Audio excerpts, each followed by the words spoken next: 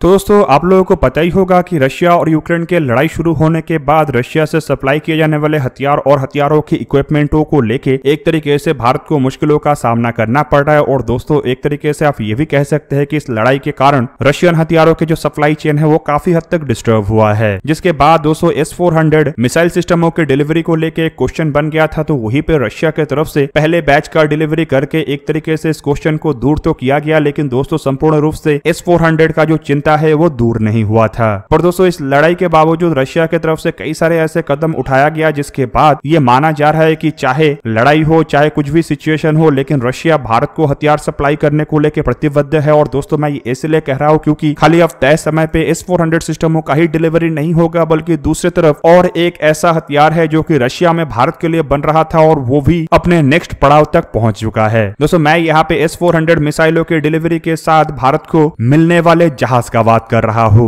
दोस्तों पहले चलिए थोड़ा जानते हैं कि S-400 सिस्टमों को तय समय पर डिलीवर करने को लेकर रशिया की तरफ से क्या कहा गया। बेसिकली मीडिया रिपोर्ट में खास करके रॉयटर के रिपोर्ट में जानकारी दिया गया है कि रशिया अपने S-400 एयर डिफेंस सिस्टमों को लेकर प्रतिबद्ध है और रशिया भारत को ये तय समय पे मतलब ऑन शेड्यूल डिलीवर करेगा। दोस्तों भारत को अगर देखा जाए तो भारत काफी हद तक आत्मनिर्भर भारत के संकल्प के तहत अपने हथियारों के जरूरतों को इंडिजिनियस तरीके से पूरा तो कर रहा है, लेकिन अभी भी भारत दुनिया का वन ऑफ द बिगेस्ट हथियारों के इंपोर्टर है और सबसे अधिक मात्रा में हथियार भारत रशिया से ही परचेज करता है। और रशिया के लिए भी भारत दुनिया का सबसे बड़ा हथियारों के इंपोर्टर है और रशिया सबसे अधिक हथियार भारत को ही बेचता है। ऐसे में दोस्तों आप लोगों को अंदाजा लग गया होगा कि रशिया के लिए भारत कितना महत्वपूर्ण है और इसी कारण के वजह से लड़ाई के बावजूद अपने जरूरतों के बावजूद रशिया की तरफ से तय समय पे भारत को हथियारों का सप्लाई को किया जा रहा है। दोस्तों इसके बारे में जानकारी असल में रशिया के जो federal service for military technical cooperation है उनके हेड डिमित्री शुगाएव की तरफ से अपने बयान में बताया गया है कि S-400 ट्रायम्फ सिस्टमों के जो प्रोडक्शन है वो टाइम पे चल रहा है। मतलब रशिया और यूक्रेन के लड़ाई के कारण इसमें किसी भी तरीके का कोई डिले नहीं हुआ है। और इंडिया को लेके उनका बयान के मुताबिक ये जो डिलीवरी है ये टाइम के शेड्यूल के अंतर्गत ही होगा। मतलब भारत को अपने तय समय पे मतलब डील में जो डिलीवरी के टाइम शेड्यूल को सेट किया गया था उसी टाइम पे ही S-400 सिस्टम मिलेगा। अब दोस्तों देखा जाए तो भारत की तरफ से करीब करीब $5.4 बिलियन के लागत से साल 2018 में 5 S-400 सिस्टमों को परचेस किया गया है, जिनमें से 3 सिस्टमों को ऑलरेडी रशिया की तरफ से डिलीवर कर दिया जा चुका है, जबकि 2 सिस्टम अभी भी डिलीवर होना बाकी है। हालांकि कुछ दिन पहले खबर आया था कि भारत और रशिया के बीच में डिलीवरी से पहले जो पेमेंट मैकेनिज्म है वो अब तक तय नहीं हो पाया है और पेमेंट मैकेनिज्म के इश्यूज के कारण शायद रशिया की तरफ से तय समय पे इन सिस्टमों का डिलीवरी ना किया जा सके। पर अब रशिया के वरिष्ठ अधिकारी की तरफ से अगर कंफर्म किया जा रहा है तो यह मान के चलते हैं कि भारत को अपने तय समय पे मतलब साल 2024 से पहले ही सभी 5 S-400 सिस्टमों की डिलीवरी कर दिया जाएगा। अब दोस्तों इसके पीछे भी एक बहुत बड़ा कारण है और वो है भारत के बहुत मात्रा में हथियारों को परचेज करना। यहाँ पे आपके जानकारी के लिए बता दूं कि भारत काफी हद तक बड़े मात्रा में अब इंडिजिनियस हथियारों का इस्तेमाल कर रहा है और विदेशी हथियारों को इंपोर्ट करना काफी कम कर दिया है। लेकिन फिर भी भारत अभी भी जितने विदेशी हथियारों का परचेज करता है उतना तो कई सारे देश मिलके एक साथ नहीं कर सकता। भारत की तरफ से कुछ ही समय के अंदर फ्रांस से फाइटर एयरक्राफ्ट, इजराइल से ड्रोन, इवन अमेरिका से जेट इंजनों को परचेज किया गया है। लेकिन अगर Stockholm International Peace Research Institute के रिपोर्ट को देखा जाए तो साल 2017 से लेके भारत के द्वारा करीबन $18.3 बिलियन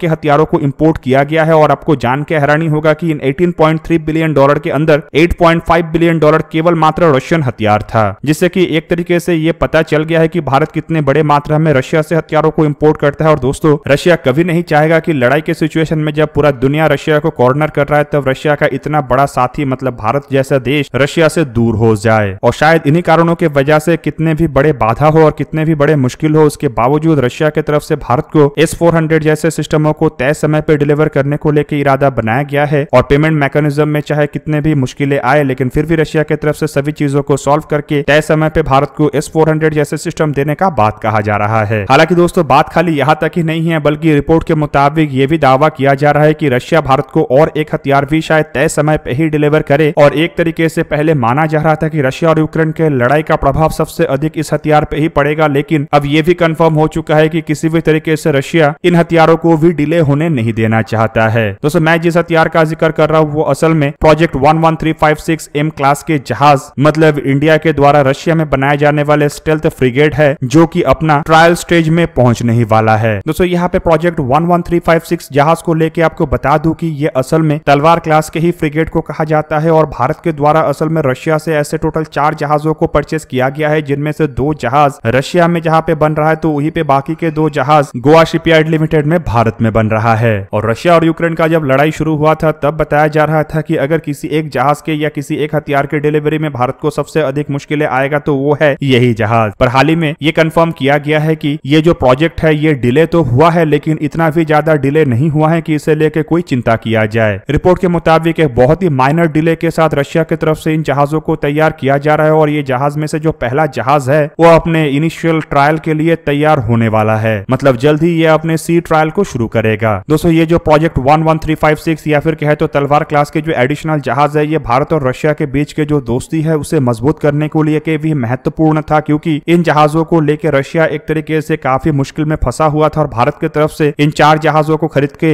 रशिया को इस मुश्किल से दूर भी किया गया है। बेसिकली दोस्तों ये जो जहाज है ये यूक्रेनियन इंजनों से बनने वाला था और जहाज लगभग तैयार होने के बाद यूक्रेन और रशिया के बीच में जो साल 2015 में क्राइमिया को लेकर क्राइसिस शुरू हुआ था, उसके कारण यूक्रेन की तरफ से रशिया को इंजन देने से मना कर दिया गया। ऐसे सिचुएशन में ना जहाजों को रशिया तैयार कर पा रहा था और ना ही इसे छोड़ पा रहा था। पर भारत की तरफ से इस दरमियान एक मध्यस्थता किया गया और यूक्रेन के इंजनों के साथ इन जहाजों को भारत के द्वारा परचेस किया गया, जिससे कि रशिया को नुकसान झेलना नहीं पड़ा। और दूसरी तरफ अगर देखा जाए तो रशिया को इस मुश्किल से निकालने के कारण रशिया की तरफ से टेक्नोलॉजी ट्रांसफर के अंतर्गत बाकी 2 जहाजों को भारत में निर्माण करने को लेकर अनुमति दिया गया। अब दोस्तों बाकी 2 जहाज तो तय समय पे ही भारत में बनेगा, लेकिन रशिया में बनने वाले इन जहाजों को लेकर फिलहाल चिंता था, लेकिन दोस्तों ये चिंता भी अब दूर हो चुका है। दोस्तों प्रोजेक्ट 11356 क्लास के जहाजों के बारे में हम थोड़ा और डिटेल में जानेंगे तो इसे एडमिरल गोगोरेविच क्लास के फ्रिगेट कहा जाता है। और दोस्तों इन जहाजों के निर्माण का काम साल 2010 से शुरू हुआ। बेसिकली दोस्तों इन जहाजों को तलवार क्लास के ही एक अपग्रेडेड जहाज कहा जाता है और प्लान के मुताबिक ऐसे टोटल 6 जहाजों को बनाया जाना था, जिनमें से 3 जहाज तो कंप्लीट हो चुका है और एक्टिव है और 3 जहाज फिलहाल बन रहा है। दोस्तों 3 जहाज फिलहाल रशिया के बेड़े में ही इस्तेमाल हो रहा है और बाकी के जो 3 जहाज है ये भी रशिया में ही बन रहा है। दोस्तों बाकी के 3 जहाजों में से 2 जहाज तो ये कंफर्म हो चुका है कि भारत की तरफ से खरीदा गया, लेकिन एक जहाज अभी भी रशिया में ऐसा बन रहा है जो कि रशिया के बेड़े में इस्तेमाल नहीं होगा, बल्कि रशिया इसे किसी अन्य देश को बेचेगा। और दोस्तों अंदाजा लगाया जा रहा है कि शायद भारत ही इस जहाज को परचेस करे। अब दोस्तों इन जहाजों की अगर क्षमता को देखा जाए तो आपके जानकारी के लिए बता दूं कि ये कोई छोटा मोटा जहाज नहीं है, बल्कि करीबन 4000 टन के एक भारी भरकम जहाज है, जिसका लंबाई करीबन 124.8 मीटर मतलब 490 फीट 5 इंच है। इसका चौड़ाई 15.2 मीटर मतलब 49 फीट 10 इंच है, जबकि इसका ड्रॉट 4.2 मीटर मतलब 13 फीट 9 इंच है। जहाज में प्रोपल्शन के लिए 2 शाफ्ट वाले combined gas turbine and gas turbine का इस्तेमाल किया गया है और इसके अलावा इसमें 2 DS-71 क्रूज गैस टरबाइन इस्तेमाल हुआ है, जिसका क्षमता करीब 6300 किलोवाट है।